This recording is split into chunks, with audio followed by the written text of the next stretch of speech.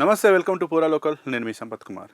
ఎన్డీఏకు నేతృత్వం వహిస్తున్న ఏఐఏడీఎంకేలో ఎన్నికల ఫలితాల తర్వాత నాయకత్వ సమస్యలు బయటపడుతున్నాయి. ఆ పార్టీ ప్రధాన కార్యదర్శి ఎడప్పాడి పళనిసామికి వ్యతిరేకంగా మరో వర్గం తయారైంది. 2 రోజుల క్రితం పుదుచ్చేరిలోని ఓ రిసార్ట్లో అన్నాడీఎంకే ఎమ్మెల్యేలు 36 మంది శిబిరం నిర్వహించగా పళనిసామి అక్కడికి వెళ్లి వారితో భేటీ అయిన సంగతి తెలిసిందే. అదే క్యాంపు నుంచి ఆగమేఘాలపై ఢిల్లీ వెళ్లి తన రాజ్యసభ సభ్యత్వానికి రాజీనామా లేఖ ఇచ్చిన సివి షణ్ముగమే ఈ క్యాంపునకు సూత్రధారి అని ఆలస్యంగా తెలిసింది. ఈ 36 మంది శుక్రవారమే చెన్నైకి చేరుకున్నప్పటికీ 2 రోజులుగా విడిగా ఉంటున్నారు.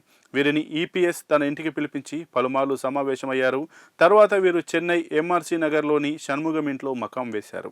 తమిళనాడు అసెంబ్లీ ఎన్నికల ఫలితాలు వెల్లడైనప్పటి నుంచే షణ్ముగం వర్గం టీవీకే నేతలతో టచ్లోకి వెళ్ళింది. అయితే అన్నాడీఎంకే ఎన్డీఏలో భాగమైనందున వారితో కలిసేందుకు టీవీకే అభ్యంతరం చెప్పింది. అందుకే వీరు అన్నాడీఎంకే నుంచి బయటకు వచ్చేందుకు సిద్ధపడి పుదుచ్చేరిలో క్యాంపు పెట్టినట్లు తెలుస్తోంది. ఉప ముఖ్యమంత్రి, కొన్ని మంత్రి పదవులపై డిమాండ్ చేసినట్లు వార్తలొచ్చాయి. శనివారం మధ్యాహ్నానికల్లా విజయ్ సరిపడా సంఖ్యాబలాన్ని సాధించడంతో షణ్ముగం వర్గం ప్రయత్నాలు ఫలించలేదు.